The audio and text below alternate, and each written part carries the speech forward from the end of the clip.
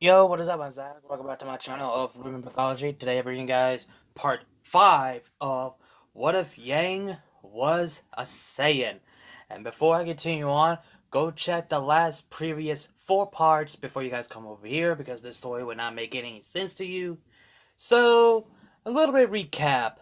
So basically, Tai told Yang everything that he knows, so Yang learns the truth about that she is an alien from another planet and out of space, and she doesn't care who she is or what she is. She doesn't care about her heritage.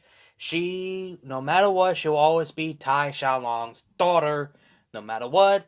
And also show Yang where it all happened. Told him that his actual firstborn child before Ruby died from giving childbirth by Raven. So basically telling Yang about his relationship with Raven before Summer, before Ruby was born, cause yeah.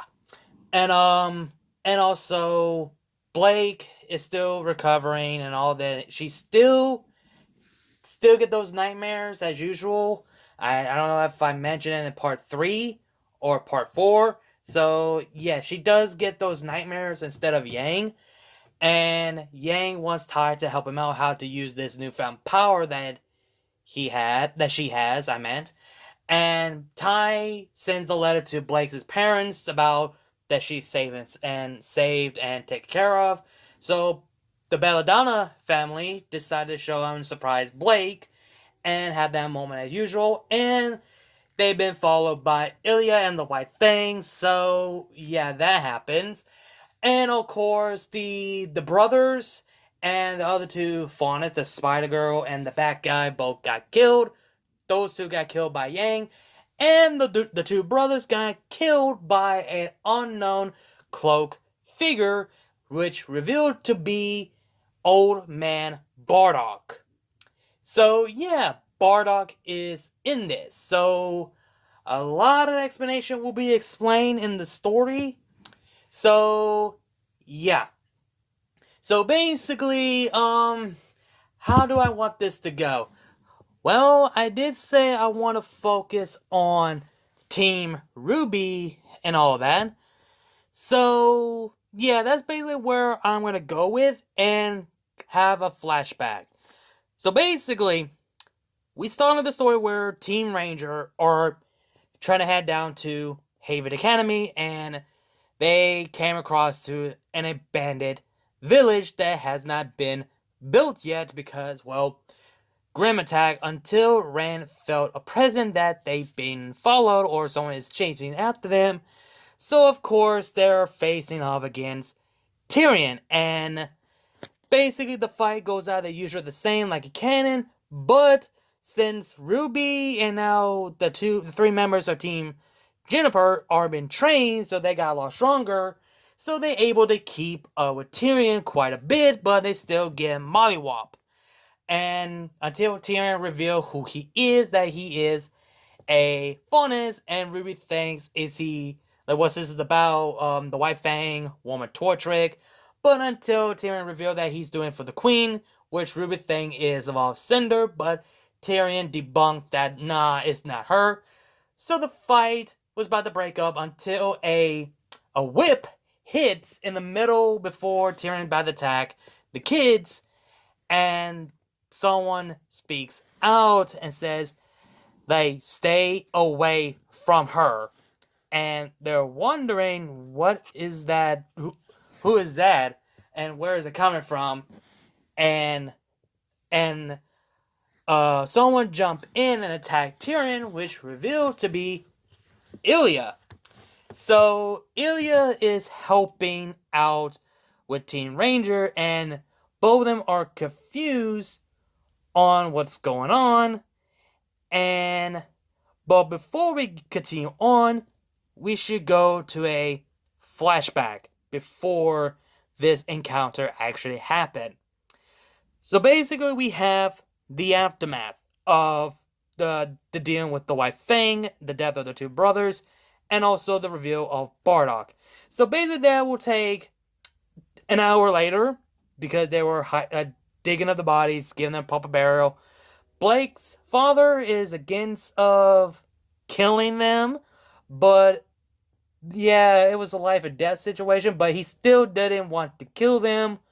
So Bardock actually tells him that, hey, y'all are in a life or death situation, so is either that be killed or be killed. Well, you guys know what the fuck I'm talking about. I'm trying my best not get a fucking hiccup.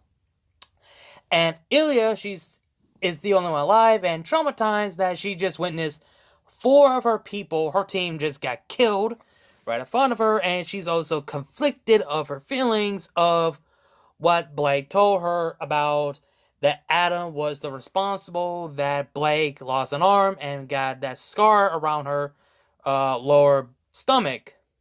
So yeah, there's that. And so she's being guard. Well, actually, she doesn't know what to say. And yeah. So basically, how should I put this? So basically, they need some few words with Bardock, while Blake is looking at Ilya's scroll on why the White Fang has followed and find out any plans for the White Fang, while Tai and Yang are speaking to Bardock. And Yang is in her base form and lots of word meeting another of her kind. So Yang goes to Bardock and they start to have a talk with Tai. And Yang is like, I don't know what to say. I thought I was the only one. And Bardock is like, huh, even I thought I was the only one. I thought I was the only one here. But sadly, after I heard the news and the fall of Beacon, I figured I thought I was alone. Sadly, I'm not. And Tai was like, how long you been here? And Bardock is like, I guess several years ago, if I had to guess, before I guess she was around. So basically, Bardock was here during Team Stark era. So basically, Bardock has been surviving for so long. Bardock looks like he's in his 70s. No, he may look like in his 60s, but he's actually in his 70s. He's still in a pretty damn good shape for an old man. So basically, he's still that old. He has some little bit gray hair. And so they never knew they had a Saiyan the entire time. So Bardock just tell them that yeah, he's been hiding in the shadows, been trying to survive here and there. Didn't know about none of this until, well, he was saved by, well, the Happy Huntresses. From Atlas, who's protecting the city of Mantle. And so basically, that's where he's been the entire time for several years. And so basically, Yang wants to know, like, how did he get here? Did he arrive with the Saiyan pod or something? The pod that she came in or something like that? Somebody tells her no, he didn't. Which shocks Yang and Tai was like, wait, you didn't? Then how did you get here? Bardock doesn't know as well. So basically, Bardock is going to explain what it all happened. But he wants to start the beginning before all of this happened. So basically, Bardock tells them about his origin. That's what he says. I wasn't born on planet Vegeta. The original home planet of the Saiyan was called Planet Sadala. After brainless causing of the destruction during the Civil War, we had to find ourselves a new one. We started the war with the Tuffles and brutally conquering their people like no one had ever done before. We proudly changed the name of their planet to Planet Vegeta. But for some time, Frieza, the Emperor of the Universe, decided to ruin our life. He decided to exterminate all of the Saiyans. And when all my friends died, one after the other, everything changed. I was all alone. I tried to warn them about Frieza's plan, but sadly, no one believed me. And before anyone could even realize it, Frieza turned us into dust. Just like that. And this puts lots of word on, because it's not just Yang and Tai hearing this. It's also Blake, her parents, and Ilya hearing the origin of this. And Yang wants to know about this Frieza guy. And what does he mean, the Emperor in the Universe? And what does he mean that he just turned all the Saiyans into dust? And Bardock tells them Frieza is the Emperor of the Universe, son of the king named King Cole. He's the heir and the ruler of the Empire of the Frieza Force. And the reason why he wanted to exterminate the Saiyans, he feared us. He's feared of one simple thing, the legendary of a Super Saiyan. And Yang was like, the Super Saiyan? And Bardock tells her, that blonde hair that you just transformed, that is a legendary Super Saiyan. The legendary Super Saiyan was a myth for over 10,000 years. Not 10,000, was it? 1,000 years? I might be wrong, correct me. Was it 10,000 years or 1,000 years? Yeah, no, it was 1,000 years. It was 1,000 years, okay. So basically, over 1,000 years. Okay, the legend said about the legendary Super Saiyan happened for over 1,000 years. And you are the first of the legendary Super Saiyan for all those years ago. You are the first that ever happened. But it never happened over 1,000 years until now. You're the first. And this shocks Yang that the power that she unlocked, that something is evolved legend. That it was a myth. And Bardock seen this for the first time, that the legends is true.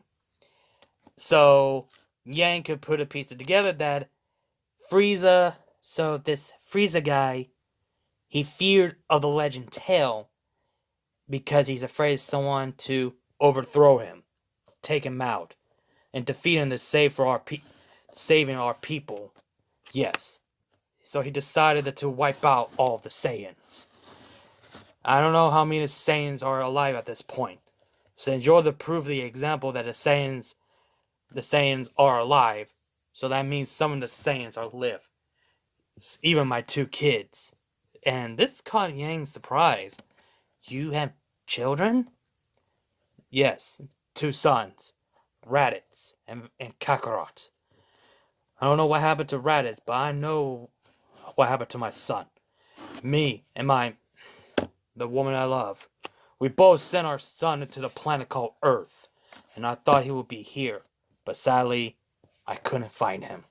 So I guess he's not from this world. So I guess this is not Earth after all. So basic Kakarot, my son is at Earth at this speak, alive and well. But sadly, not for my people. Not the woman I loved. Everyone I knew died, and I couldn't save them. Because no one ever believed me.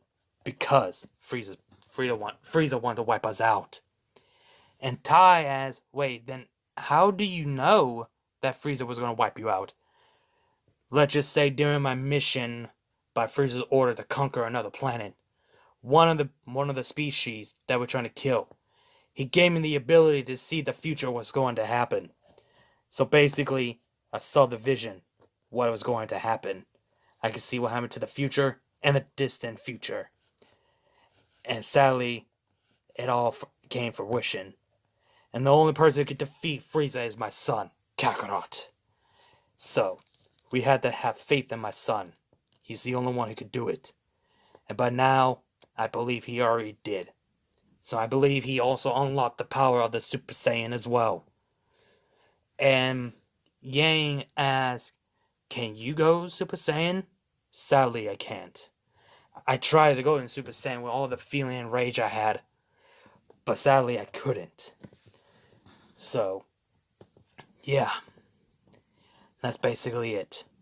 The reason why I want to find you, because I want to help you to get stronger. I want to help you how to control that power, and also how to use your newfound power and ability that you never had. Which we'll call Yang. Shocking.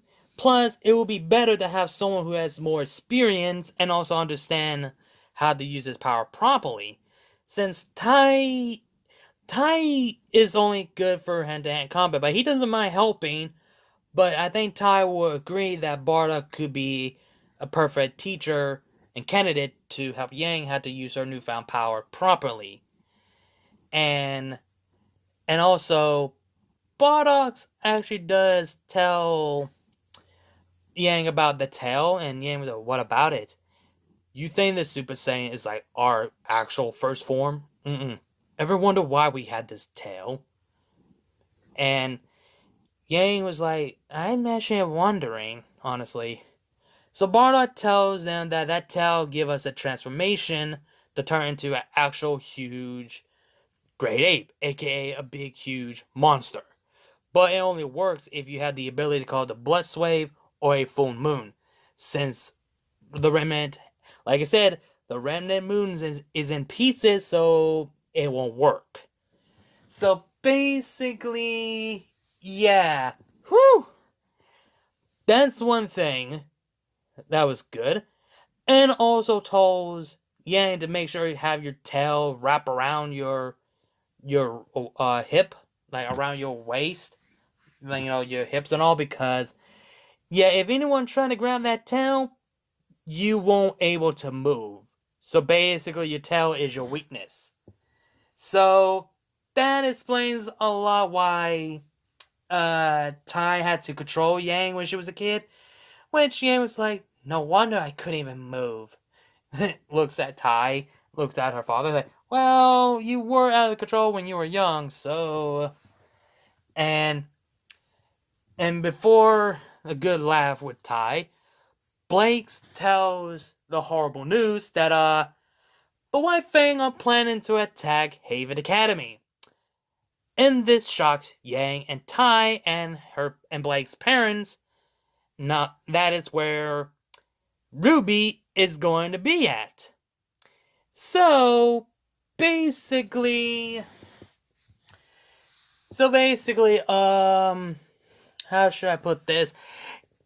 Yeah, so basically, I'm trying to remember the word. God damn it. So basically, they need to go right now, but sadly they can't because one, Blake's arm is on his way, and Yang, she needs to learn how to use her newfound power because she doesn't know how to use it properly, and Crow is with the others to keep an eye on them to make sure they save and get to Haven. So yeah, Crow is unavailable at the moment, and so how they're gonna get them in time until someone said, I'll do it. I'll go. And they all look and see Ilya standing and said, I'll find your sister. This would shock Blake and even Yang. And but Blake is like, you sure? That far away you couldn't catch up in time. Like, I'll do it. I'll find your sister and I will inform them. I want to make things right. Yes, I know what I did was wrong, but I want to help. Blake is glad. Basically, Blake is being who she was, accepting Ilya forgiveness and all that. Yang, she's, well, let's just say doesn't trust Ilya and doesn't understand why Blake would trust her instantly. But Blake's father tells Yang about, what he said in the actual canon about learn to forgive and give them a second chance, that sort of thing. So Yang decided to give her another chance, but strongly give her a second chance. So basically, Blake's father gives Ilya some money here and there because it's going to be a long way to find them as possible. Have some supplies here and there. But before Ilya leaves, she wanted to speak to Yang privately. Yang was like, okay. And Ilya wants to ask Yang, what does she mean to you? And Yang is confused. Well, what do you mean? I'm talking about Blake. What does she mean to you? And she's confused. What are you trying to say? Well, it's just the way you look at her, the way she looks at her, and I just hated how she looked at the same look that she gave to Adam, and I was kind of jealous, and I wish she could have done the same thing for me. But when I see that she did it to you, well, and Yang sees Ilya's face blushing, and she is confused that, wait, are you the, and Ilya's like, well, it looks like that ship went to set sail. And Yang is like, what, huh? What? And yeah, so Yang is a bit confused, but Ilya wants Yang to make a promise to tell her how you really feel. And Yang just know that she would. And Yang was going to tell Ilya before she leaves, and Ilya was like, okay. Yang tells her, if you find my sister, give her this. And she hugs Ilya, the same hug that she gave to RWBY all the time, to remember not to forget that hug and the hand behind back of the head, because that's the hug. And also, Yang gives photo images of RWBY, John, Red, and Nora, so she will know who they are. So basically, that's what happened. So Ilya is already gone and finding Team Ranger and all of that. But with Yang and Blake and the others, the Belladonna family are heading back to the home so they could gather up some people to help out and fight against the White Fang at Haven Academy, just like in canon. But it went smoothly a bit, but not really. But they're able to get some people. Blake is still staying at Ty's place, while Bardock is staying there as well. And of course, a little bit of money that Ty guys from the Belladonna, even though Ty doesn't need it, but he's gonna need it because seeing Bardock and Yang eat, yeah, he's gonna need those money. So thankfully he got the money. And where training begins, Yang is training with Bardock, learning how to hit her new set of skills, which is learn how to use ki, learn how to use teleport, like she did in the Battle of Haven, and also know how to fly properly. And where Blake has been trained by Ty, learned how to fight hand-to-hand combat instead of using her actual weapon. So Ty decided to go easy on Blake because, one, it will not be a fair fight. So Ty decided to spar with Blake with one hand instead of using two until her cybernetic arm arrived. And a week later, the mail came, which is Blake's arm. The same arm that Yang usually have. Now Blake has it. And people are going to be wondering, since Yang has like a gun attached to the arm, like in canon, and then later upgraded, what about Blake? Is she going to have a grappling hook attached to it? Well, this is something that has been in my mind. If you have seen Agami Got Kill, Najida, you know she has that mechanical arm as well. And you know how she shoot her hand and grab Leona and drag her back? Yeah, that's basically what it is. Her cybernetic arm is going to be the new grappling hook. So basically she could shoot out her arm and grab something for the far distance and swing. So yeah, so basically Blade is going to have similar thing like Najida from Agami Ga Kill, which makes a lot more sense. So yeah, that's basically what Blake has. And now Tai could do two hands, and Blake could use her new cybernetic arm for sparring for hand-to-hand combat. And also, Blake does train with Bardock as well, so basically both Yang and Blake, they're gonna be absolute fucking beasts. So basically, they're gonna be the strongest motherfuckers in the team of Team RWBY. And Yang is still not used to using flying because she's more using her motorcycle, so she will only use her flying unless if it's necessary. So yeah. And how should I put this? So basically, Blake paints her arm, her cybernetic arm, with pure black with a little bit purple. So basically, black and purple speak to fit her the color scheme of her cybernetic arm. And now it's time for them to decide to go. And this is where I want to ask you guys. Should this is something I should have asked this in the previous video, but that was my fault. But this is something that I want to ask y'all.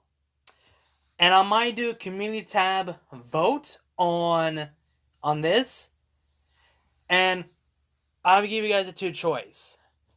Do you want Yang and Blake to use the Bumblebee motorcycle to travel to meet Raven, and they came across Weiss as a prisoner at the Bronwyn tribe, like in canon, and Raven tells the three girls, since Blake is involved, so she will know about Raven could turn the actual bird, and Raven's side about Ozpin and all that. So that's the first one. Or the second option is that Yang decided to fly while Blake is on Yang's back to fly the far distance, and they came across Weiss in a Atlas airship where she was fighting those Wasp Grim, like in canon. So yeah. So I give y'all two choices. A, Blake and Yang meeting Weiss again at the Bronwyn tribe by meeting Raven, or meeting Weiss way earlier before she got taken by Raven and be as a prisoner by the Bronwyn tribe. So is it later or earlier? Or earlier, or how should I put this? Meet them in the actual canon timeline, or earlier before Weiss got captured by Raven. So yeah, so that's the two votes. So that's gonna be the next part. Yeah, that's gonna be the next part, because that will happen in Volume 5. So yeah, so moving on back to the present time where Ilya shows up, and Tai was like, ooh, another person to have fun with. And Ilya decided to go into Invisible. And Tyrion was like, ooh, hide and seek, are we? I love that game. And, oh boy, so Ty is doing, not Ty, why I keep saying Ty? Tyrion is doing hide and seek thing, being more, how should I put this? Being more horror-like until, well, yeah, she can't beat Tyrion, I'm sorry. So basically, when she is being disadvantaged against Tyrion, RWBY comes in and helps Ilya, and yeah, RWBY does get her ass whooped and losing her aura a bit, just a little, and about to get stunned by Tyrion until Crow shows up and saves RWBY. And of course, we do get the same thing like a canon between Crow and Tyrion, and Crow still gets poisoned. So that plays out the same, and there's a lot of explanation that Team Ranger needs to know about who is this girl and how does she know that that they were there, and also Crow needs to explain himself. So basically, later on, and so there's few things they need to get out of the way. They want to know one simple thing. Is Ilya. Who is she? How did she know where they're at? And all of it. Oh boy, this is something that she's nervous. Ilya tells... No, actually, no, let me rewind that. My mistake. So, Crow actually explains about everything, just like a canon.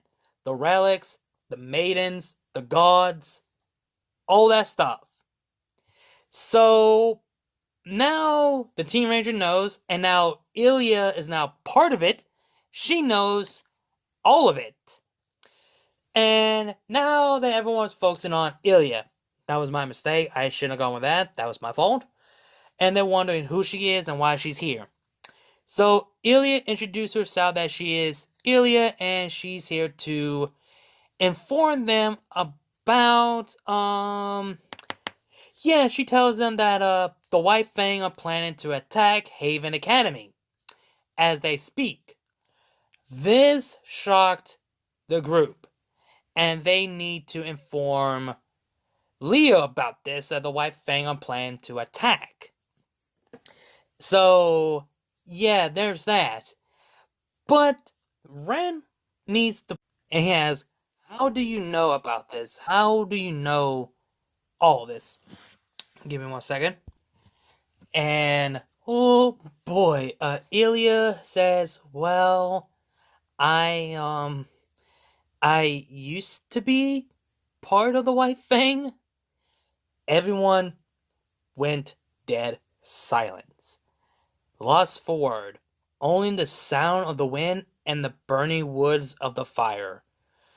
And this boiled Ren, John, and Nora. And they both got up, infuriated, and John asked, was she was there when it all happened? Was she was involved on the Battle of Beacon? And Ilya, in defense, she's like, no, I have nothing to do with that at all, I swear. They don't want to buy it, and they were about to go towards Ilya until been stopped by RWBY defending Ilya.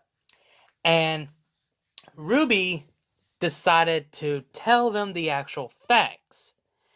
And she tells them that she saved our butts because of Tyrion. If it wasn't for her, who knows what could have been happen if she didn't show up. Secondly, you forget one simple thing. Blake, she used to be part of the White Fang, and look how she turned out. We trust her. She cared for us. She's our friend. She's my teammate. Look at how she became. She regret what she did. she redeemed herself. And if we trust her, we could trust Ilya. I trust her. After what she did, she earned my trust. Heck, even Weiss, she forgave her. Weiss forgave Blake. She gave Blake a second chance. So we should do the same thing for her. Or we just forget all about that. And this... this frustrates her team. But, yeah, she does get a point. So they have nothing to say. They sit down. They don't trust her. But they give her a chance. For now. No, actually, they're gonna give her a chance. But they do trust her for now. So, and Ilya, she's lost for words on that Weiss. And she forgives Blake. That is something that she would ever heard. And Ilya says, "Thanks, RWBY. You really are what they said. Oh, by the way, that reminds me. I also had to give you this." And Ilya hugs RWBY. Give her the exact same hug that Yang gave to Ilya. The same hug that RWBY knows. And she knows that's the only one person who give her the exact same hug. When Ilya breaks a hug, RWBY was like, "Wait, did RWBY send you? Wait, let me rephrase that. Did Yang send you?" Not just her, Blake as well. None of that. Good news. Blake is getting a new arm, and they're on their way here to Haven Academy as we speak. And this give a RWBY and also John Renanora a happy that for once they got some good news for once.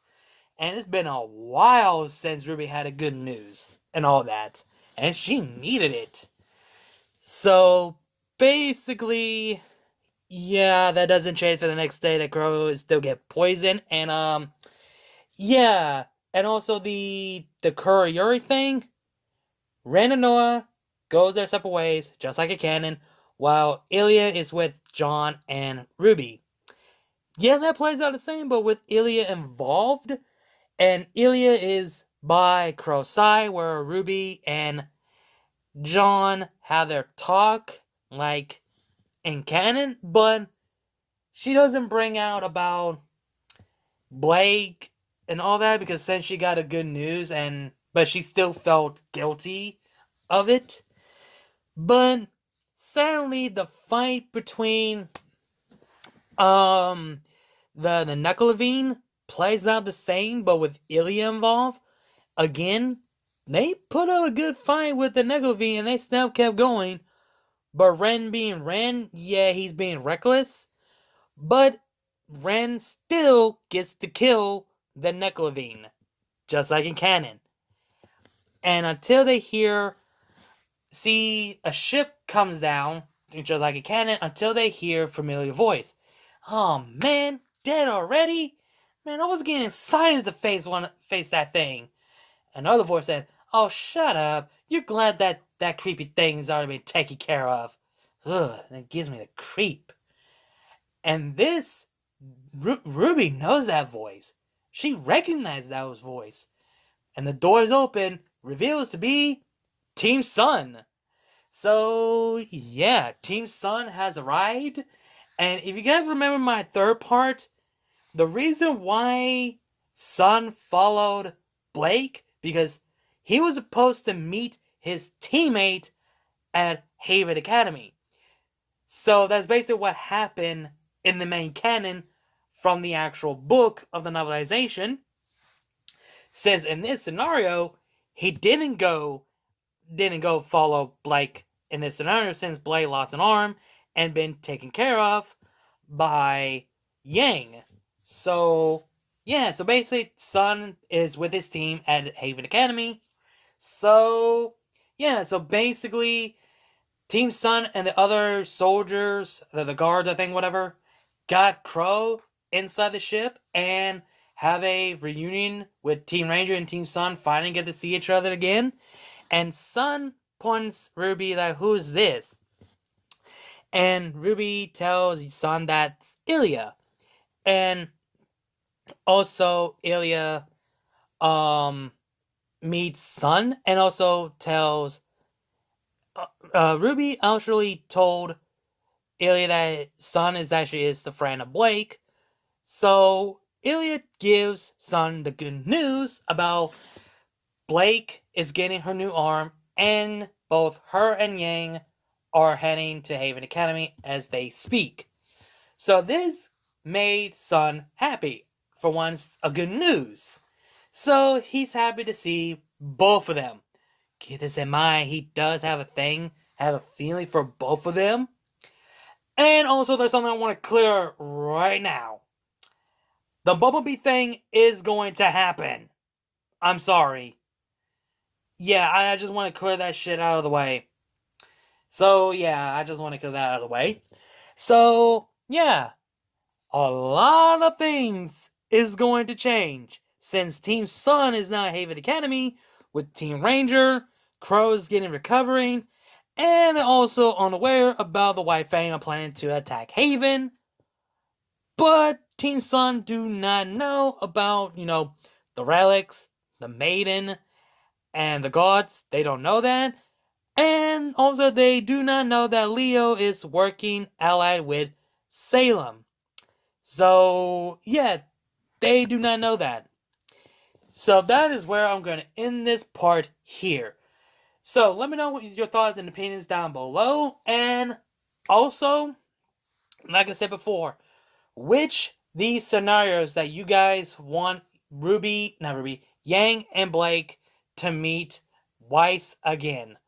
Later on, like in canon, where Weiss is a prisoner by Raven, or before that she got caught and captured by Raven.